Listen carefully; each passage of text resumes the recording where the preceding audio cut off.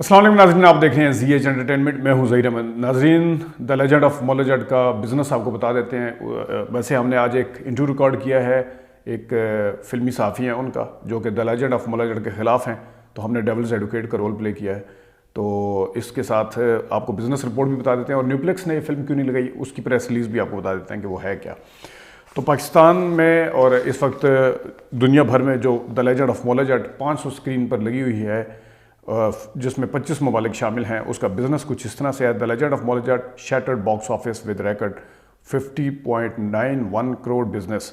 इतने क्लीन मुद्दत में पाकिस्तान में के अंदर और पाकिस्तान से बाहर 50 करोड़ का बिजनेस करने वाली ये पहली फिल्म बन गई है पाकिस्तान की हिस्ट्री की। और इसका ये बनता है 2.3 US डॉलर जो है 2.3 मिलियन बनता है। और इसका जो टोटल ग्रॉस मैं आपको बता देता हूँ कि कहाँ कहाँ पे क्या क्या किया, लेकिन पोजीशन क्या है। इस वक्त जितनी फिल्में लगी हुई हैं UAE में, उसमें नंबर 1 पोजीशन पे the legend of Maula Jatt business कर रही है, खा वो किसी भी मुल्क की फिल्में हैं।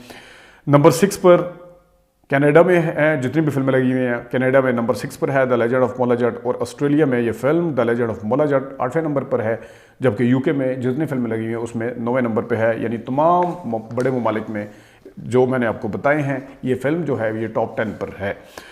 इसका कंट्रीज़ के हिसाब से अगर मैं आपको बिजनेस बता पाऊँ कि the legend of Maula Jatt released 500+ screen across 25 countries. जैसे मैंने बताया कि 500 स्क्रीन पर है 25 ममालिक में। 11 करोड़ इसने पाकिस्तान में कमाए हैं। 3,15,000 पाउंड जो हैं इसने UK में किए हैं। और इसका लिखा हुआ है कि जितनी भी कलेक्शन है सबसे ज़्यादा है जिसमें पाकिस्तान की पंजाबी फिल्मों में जितनी भी UK में पाकिस्तानी या पंजाबी में, इसमें इंडियन भी शामिल है उसका है ये उसका अभी इतने कम अरसे में हाईएस्ट वो है कमाई है। ये मैं टोटल कमाई नहीं बता रहा आपको, कुछ लोगों ने दिल पे लगा ली थी। ये मैं इन दिनों की कमाई बता रहा हूँ और इतने शॉर्ट पीरियड की बता रहा हूँ। लोगों ने कंपैरिजन करना शुरू कर दिया तो हॉलीवुड की फिल्मों का, आप क्या कह रहे हैं, आप ये लगे हुए हैं, तो वो दिल पे ना लगाए। ये इस कम अरसे में बिज़नेस करने वाली जो बाहर की फिल्में हैं उसका बिज़नेस बता रहा हूँ। उसमें मुकाबला है द लेजेंड ऑफ मौला जट जो मुकाबले में है टॉप 10 पे। ये था उसका बता दिया मैंने UK का। अब मैं आपको बता देता हूँ in Canada the legend of Maula जट इसने कमाए हैं कनाडा में कैनेडियन डॉलर 3,24,000 और नंबर 6 पोजीशन पे है। और total collection for north America exceed 6 lakh US dollar. और इसी तरह UAE में द लेजेंड ऑफ मौला जट जो है 4 दिनों में उसने कमाई की है 5,15,000 डॉलर और ये यहाँ पर है नंबर 1 पोजीशन पर। ठीक है जी। इसी तरह नॉर्वे, जर्मनी, नीदरलैंड, स्पेन और साउथ एशिया के जो ईस्ट एशिया है वहाँ के जो ममालिक हैं उनकी भी कमाई है। ऑस्ट्रेलिया की कमाई की है इसने ऑस्ट्रेलिया में, ऑस्ट्रेलियन डॉलर 2,55,000 इसने ऑस्ट्रेलिया में कमाए हैं, वहाँ पे ये 8वीं पोजीशन पे है। तो ये है बिज़नेस। अब न्यूप्लेक्स सिनेप्लेक्स ने भी नहीं लगाई हुई फिल्म। न्यूप्लेक्स वाले जो हैं, वैसे सेंटोरस में बाय द वे आज या कल ये फिल्म लग जाएगी। कल मेरी नदी मांडी वाले साहब के जो उनके मैनेजर हैं सिनेमा के, उनसे बात हुई थी और सिनेप्लेक्स ने नहीं लगाई, न्यूप्लेक्स ने नहीं लगाई। न्यूप्लेक्स ने अपनी प्रेस रिलीज़ में लिखा है कि हम पाकिस्तान की फिल्में लगाने में फोरफ्रंट पहले होते हैं, सबसे आगे हमारी प्रायोरिटी होती है कि पाकिस्तानी फिल्में लगाएं। और हमने न्यूप्लेक्स पे काफ़ी सारे रिकॉर्ड भी कायम किए हैं, पाकिस्तान की फिल्में हिट भी हुई हैं जो हमने यहाँ पे बिज़नेस किया है उसके हिसाब से।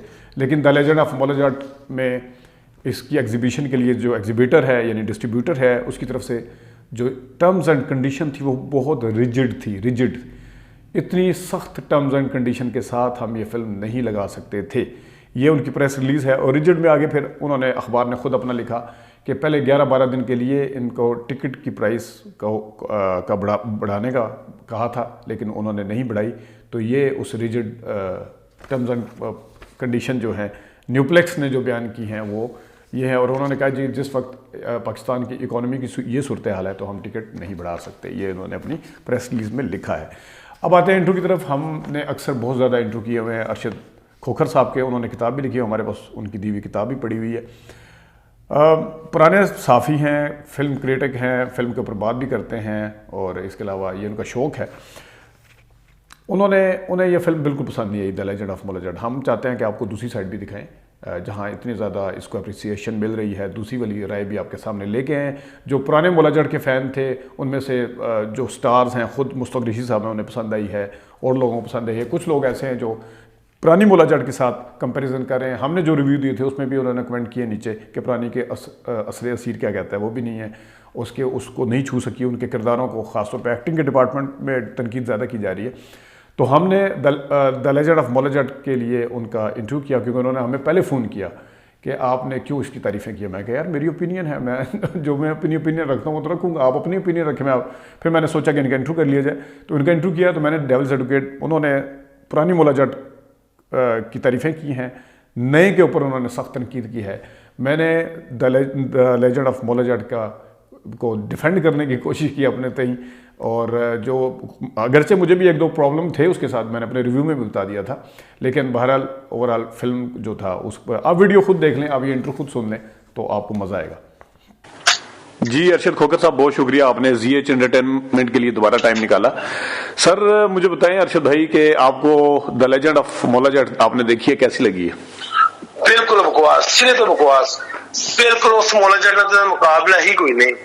जिस तरह इंडिया की फिल्म बनी थी देवदास, नवी शाहरुख की देवदास बनी, वो किसी हद तक मुकाबला सी। लोग कुछ कहते हैं कि 50-50% है, कोई दलीप कुमार आते हैं, कोई शाहरुख आते हैं। उर्दू में अरशद भाई जरा उर्दू में कोशिश करें ना जरा।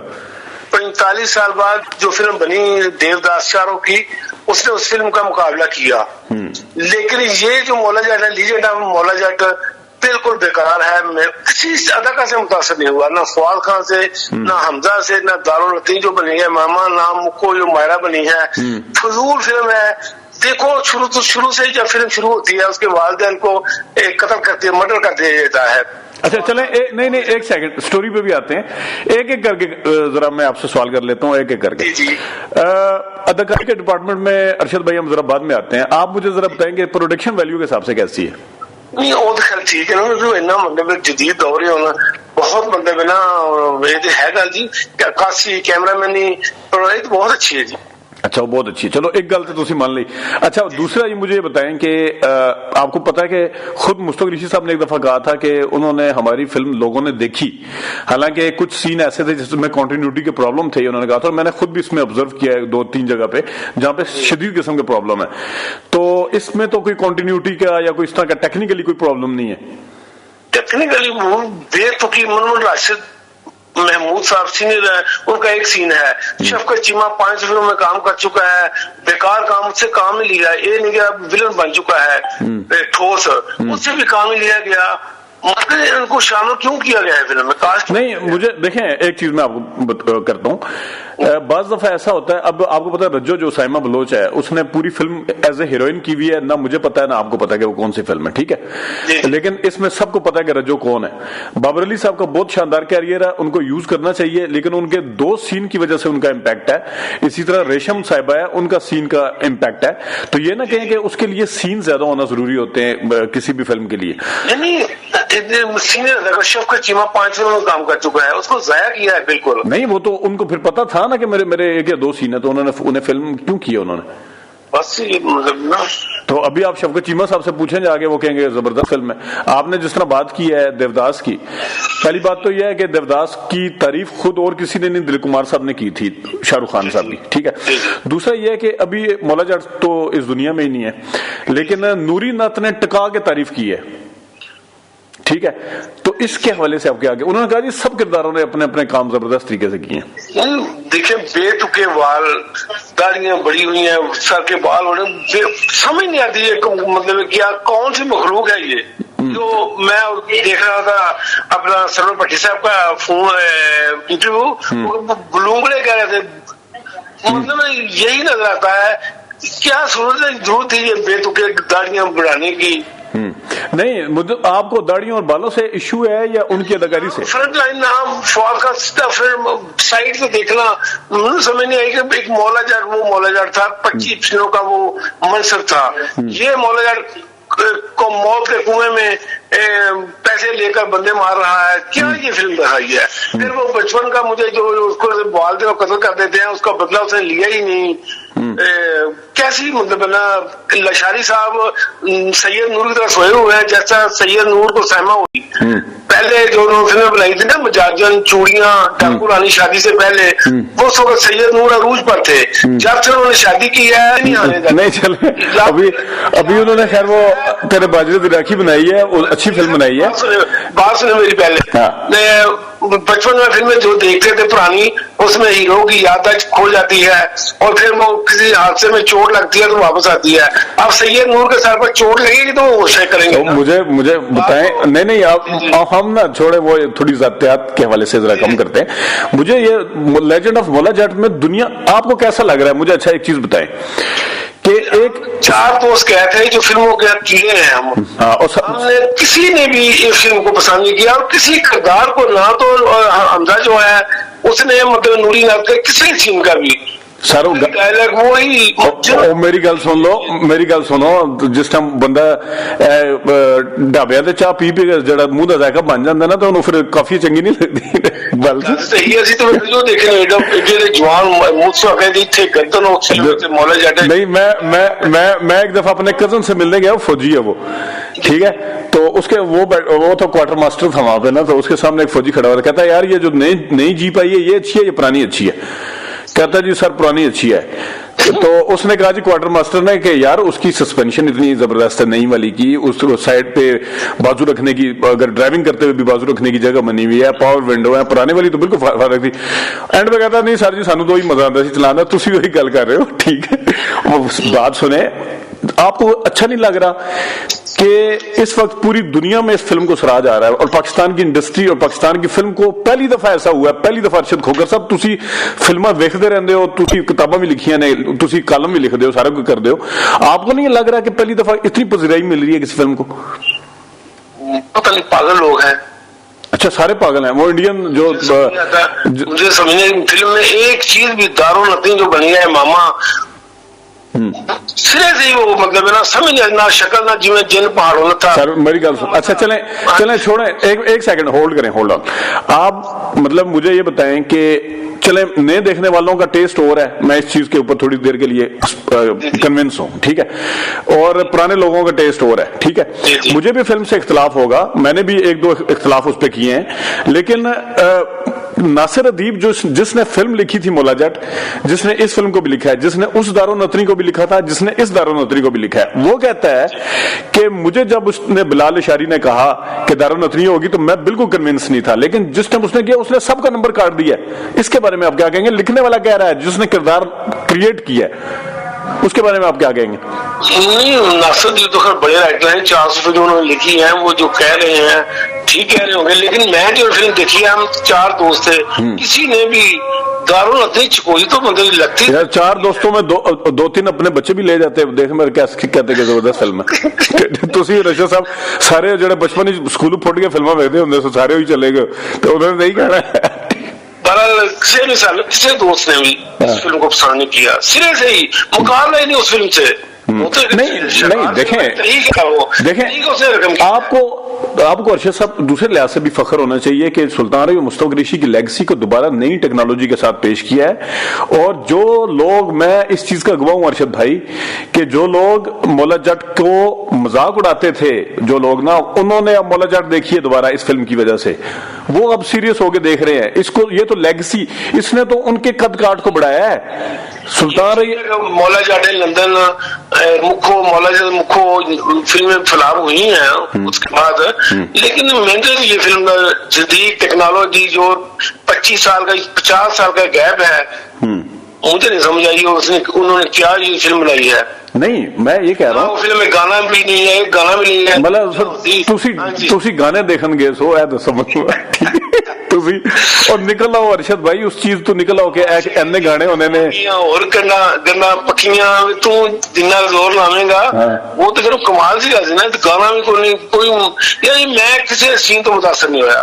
पूरी फिल्म ਉਹ ਕੋਈ ਅਦਾਕਾਰ ਤੇ ਦੱਸ ਦੋ ਉਹਦਾ ਕਿਹਦਾ ਕਿਰਦਾਰ ਹੈ ਮੁੱਦੇ ਦਾ मुतासर किसी ने नहीं मुतासर ਨਾ ਕਰੋ ਇਹ ਜ਼ਿਆਦਤੀ ਕਰ ਰਹੇ ਹੋ ਵੈਸੇ ਤੁਸੀਂ मेरे को कमेंट्स ले रहा तो मैं वो मतलब जो मेरे थे मैं वही कर सकता ना नहीं मतलब आप ही कन्विंस ही नहीं है कि मौला जट के कद काट को दोनों को नूरी नाज को बढ़ाया और वो राइटर जिसने 412 फिल्में लिखी हैं वो कह रहा है मुझे इतना मजा नहीं आया कभी काम करने का जितना अब आया तो आप उसके उस पर भी वो कर रहे हैं नासिरुद्दीन आप उसका इंटरव्यू देखें सरवर पट्टी साहब का अच्छा। तो उन्होंने कहा है आपको खुद पता चल जाएगा वो क्या कह रहे हैं मैं तो देख रहा था सर सरवर भट्टी साहब उस फिल्म का ऐसा नहीं है उनको तो थोड़ी जेलसी भी तो होगी ना कुछ लोग जेलस हुए में है ना ये जरा समझा करें वो जेलसी नहीं है जेलसी उन्होंने काम करना है फिल्म जिसमें उन्होंने हीरो बनना है या फिल्म बना रहे हैं जब उन्होंने देखा कि मेरा दौर खत्म हो चुका है लोग पसंद नहीं कर रहे फिल्में जो मैं बना रहा हूँ उन्होंने फिल्म बनाई है शिकार फिल्म बनाई है मौला जाट कली नहीं बनाई सुआ चंद बरियाम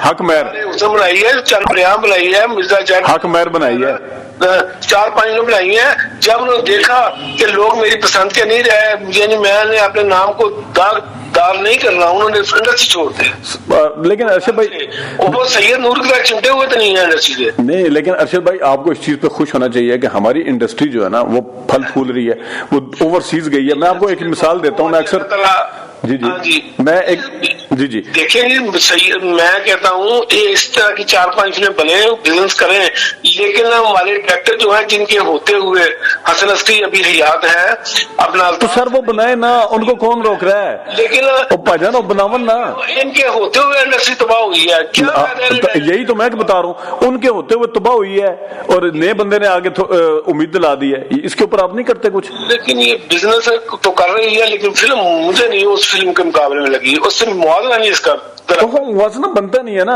उसका माहौल और था उसके अदाकार और थे मुआवजा उस तरह बनता नहीं है आप उसको थोड़ा सा देखें फिल्म के ऊपर अगर आप ये कहना शुरू कर दें ना किसी के बाल बड़े हुए हैं किसी का क्या बड़ा हुआ है तो उसमें मौला फिल्म की तो सर जी बेतुकी के ऊपर आए तो फिर तो मौला जाट के ऊपर आए ना अगर मौला जाट इतने बंदों को मारता है उसको कुछ गिरा ही नहीं सकता कोई बंदा ये तो ऐसे ह्यूमन बीइंग तो ऐसे नहीं होता फिल्म के अंदर सब कुछ एक्सेप्ट करना चाहिए फिल्म को फिल्म समझ के देखते हैं ना तो उसमें अच्छा इसमें जो कुछ कर रहे हैं वो करते हुए दिखाया तो है ना उसमें तो करते हुए दिखाया नहीं है बस जब सुल्तान एक गंडासा लेके आता तो कैमरा उसके चेस्ट के ऊपर होता ताकि दिखाना ना पवे कि मार रहा है किस तरह मार रहा है कि मैं मार रहा है ठीक है इधर बकायदा दिखाया कि गले के उत्ते रखा हो गई ठीक है नहीं तो कितना हवा दिखाया हमदाबाद का नूरी दत्त बहुत मतलब खौफनाक लेकिन जब मर्डर सीन है डेथ उसकी होती है कुएं में ऐसे ही व्यक्ति को मार दिया है हाँ वो जल्दी कर गया एंड पे जरा वो खौफनाक मौत होनी चाहिए थी जितना बड़ा किरदार था उस हिसाब से मौत नहीं हुई उसकी मतलब आप कह रहे हैं हाँ तो आप कह रहे हैं कि शफकत चीमे की तरह दोबारा एक दफा उठ के आता हो फवाद खान उसको मार के जा रहा होता और पीछे से कैमरा ओटीएस पे सामने वाले से फ्रंट पे दिखाते कि वो पीछे उठता हुआ आ रहा दोबारा ठीक है अरशद भाई बड़ा अच्छा लगा मैं क्योंकि आपका इंटरव्यू इसलिए करना चाह रहा था आपने फोन किया था कि आपने तारीफें क्यों की मैं चलो फिर इंटरव्यू करके इनकी भी राय ले लेता हूँ ठीक है जी बहुत शुक्रिया नाजरीन ये थे अरशद खोखर साहब उम्मीद है आपको इंटरव्यू पसंद आया होगा अभी तक के लिए इजाज़त दीजिए अल्लाह हाफ़िज़।